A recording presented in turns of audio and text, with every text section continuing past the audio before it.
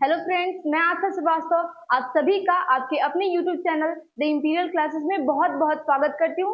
आज हम लोग फिर से कुछ मोस्ट इंपॉर्टेंट क्वेश्चंस का डिस्कशन करने वाले हैं जो कि आपके आने वाले सारे एग्जाम्स के लिए महत्वपूर्ण हो सकते हैं। तो चलिए शुरू करते हैं हमारे क्वेश्चन नंबर 1 से। हमारा क्वेश्चन नंबर 1 कहता है कि शरीर में क्रोमोसोम की संख्या कितनी होती है। शरीर में क्रोमोसोम की संख्या जो है वो कितनी होती है। ऑप्शन है 42, 46, 48 और 52। तो इसका सही आंसर हो जाएगा 46। मनुष्य में 23 जोड़ी, प्रत्येक कोशिका में 23 जोड़ी जो है वो क्रोमोसोम पाए जाते हैं, जिसमें से जो 22 जोड़ी है जिसको ऑटोसोम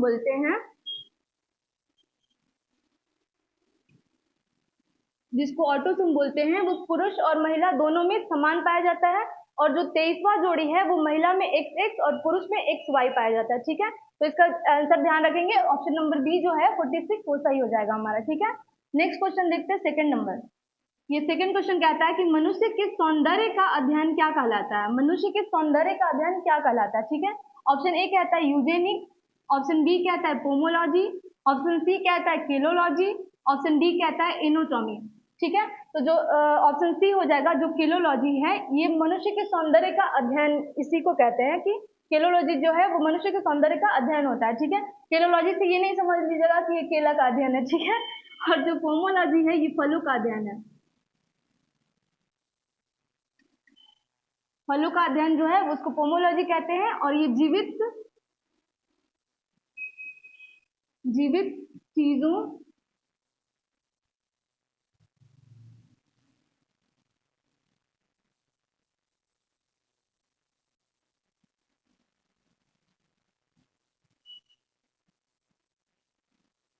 जीवित चीजों की संरचनाओं का अध्ययन जो है, जीवित चीजों की संरचनाओं का अध्ययन जो है उसको एनाटॉमी बोलते हैं। और मनुष्य के सौंदर्य का अध्ययन क्या हो जाएगा, केलोलॉजी। ठीक है, ये हमारा सही आंसर हो जाएगा। क्वेश्चन नंबर 3 देखते हैं। क्वेश्चन नंबर 3 कहता है कि भारत का प्रथम मिसाइल कौन सा है। भारत का प्रथम मिसाइल कौन है। ऑप्शन ए कहता है अग्नि, ऑप्शन बी कहता है त्रिशूल, ऑप्शन सी कहता है आकाश और ऑप्शन डी कहता है पृथ्वी। तो जो हमारा सही आंसर हो जाएगा वो है पृथ्वी। ये जो है भारत का प्रथम मिसाइल है, पृथ्वी है। ये सतह से सतह पर वार करता है, सतह से सतह पर वार करने वाला है पृथ्वी मिसाइल, इसको ध्यान में रखेंगे। ठीक है, नेक्स्ट क्वेश्चन देखते हैं।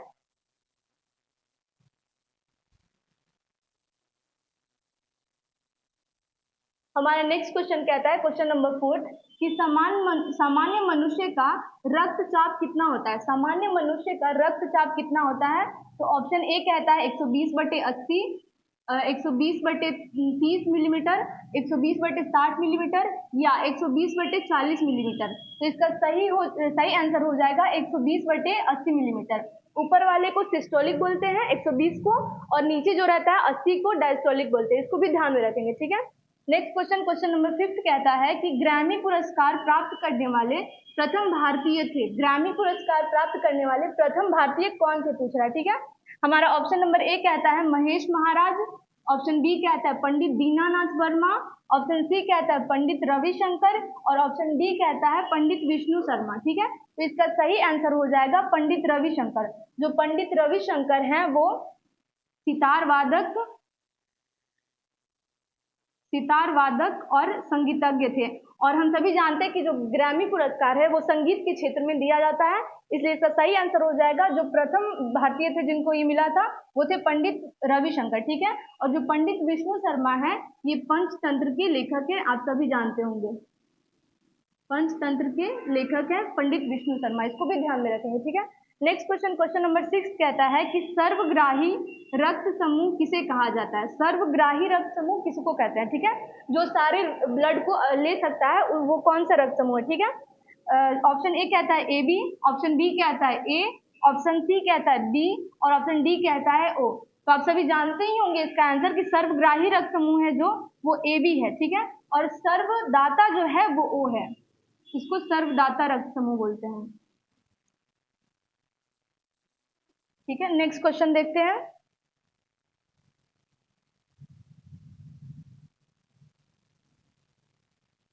हमारा नेक्स्ट क्वेश्चन कहता है, क्वेश्चन नंबर 7, कि शरीर में हड्डियों की कुल संख्या कितनी होती है।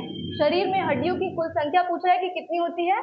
ऑप्शन ए कहता है 399, ऑप्शन बी कहता है 299, ऑप्शन सी कहता है 206 और ऑप्शन डी कहता है 270। तो इसका सही आंसर हो जाएगा 206। और जन्मजात बच्चों में इसकी संख्या होती है 300 और सामान्य बच्चों में 270 होता है। ठीक है, ये सामान्य तौर पर बच्चों में होता है 270। ठीक है, इसको भी याद रखेंगे। क्वेश्चन नंबर 8 कहता है कि टीबिया नामक हड्डी पाई जाती है। क्वेश्चन ध्यान से देखिएगा, टीबिया नामक हड्डी पाई जाती है किस अंग में, ये पूछ रहा है। ठीक है, ऑप्शन ए कहता है पैर में, ऑप्शन बी कहता है बाह में, ऑप्शन सी कहता है गर्दन में, या ऑप्शन डी कहता है इनमें से कोई नहीं। तो इसका सही आंसर हो जाएगा पैर में। पैर में टीबिया नामक हड्डी पाई जाती है, इसको याद रखेंगे। और सबसे लंबी हड्डी जो शरीर की होती है वो भी पैर में ही पाया जाता है, जिसका नाम है फीमर। ठीक है, इसको याद रखेंगे, फीमर। और जो सबसे छोटी हड्डी है शरीर की उसको बोलते हैं स्टेपिस। ठीक है, स्टेपिस बोलते हैं। जो कि आप सभी बताइए कि स्टेपिस जो हड्डी है वो किस अंग में पाया जाता है। ठीक है, नेक्स्ट क्वेश्चन, क्वेश्चन नंबर 9 कहता है कि शरीर में अमीनो अम्ल की संख्या होती है, कितनी होती है। ठीक है, शरीर में अमीनो अम्ल की संख्या कितनी होती है। ऑप्शन ए कह रहा है 14, ऑप्शन बी कह रहा है 18 और ऑप्शन सी कह रहा है 20 और ऑप्शन डी कहता है 24। तो इसका सही आंसर हो जाएगा ऑप्शन सी 20। ठीक है, जो अमीनो अम्ल होते हैं वो पेप्टाइड बंध द्वारा एक दूसरे से जुड़े होते हैं। ठीक है, इसको भी ध्यान रखेंगे।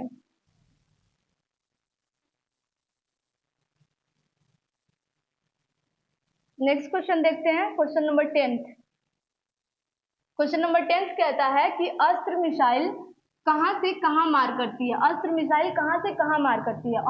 हमारा ऑप्शन कहता है ए कि पृथ्वी से पृथ्वी पर, ऑप्शन बी कहता है पृथ्वी से हवा में, ऑप्शन सी कहता है हवा से हवा में और ऑप्शन डी कहता है हवा से पृथ्वी पर। तो इसका सही आंसर हो जाएगा हवा से हवा में। अस्त्र मिसाइल जो है वो हवा से हवा में मार करता है। ठीक है, इसको ध्यान में रखेंगे। क्वेश्चन नंबर 11 कहता है कि भारत का सर्वोच्च सम्मान कौन सा है। भारत का सर्वोच्च सम्मान हम सभी जानते हैं कि कौन सा है। ऑप्शन ए कहता है परमवीर चक्र, ऑप्शन बी कहता है पद्मश्री, ऑप्शन सी कहता है भारत रत्न और ऑप्शन डी कहता है पद्म विभूषण। तो इसका सही आंसर हो जाएगा भारत रत्न। जो भारत रत्न ये सम्मान है, इसकी स्थापना जो हुआ था वो 2 जनवरी 1954 को हुआ था। और ये राष्ट्रीय जो क्षेत्र होता है उसमें जो योगदान देते हैं राष्ट्र में, उनके लिए दिया जाता है भारत रत्न। और ये सबसे पहले व्यक्ति थे जिन्हें भारत रत्न मिला था, वो थे डॉक्टर सर्वपल्ली राधाकृष्णन।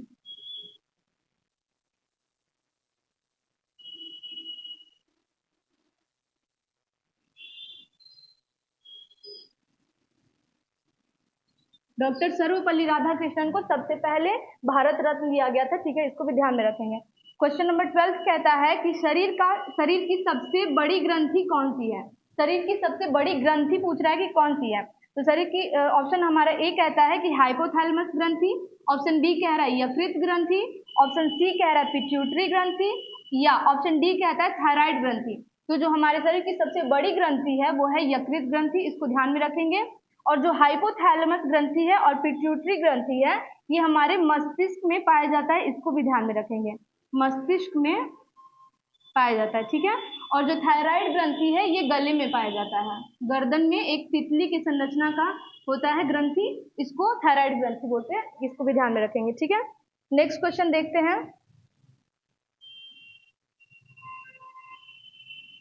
हमारा नेक्स्ट क्वेश्चन कहता है, क्वेश्चन नंबर 13 कि RH फैक्टर के खोजकर्ता कौन थे। RH फैक्टर के खोजकर्ता कौन थे।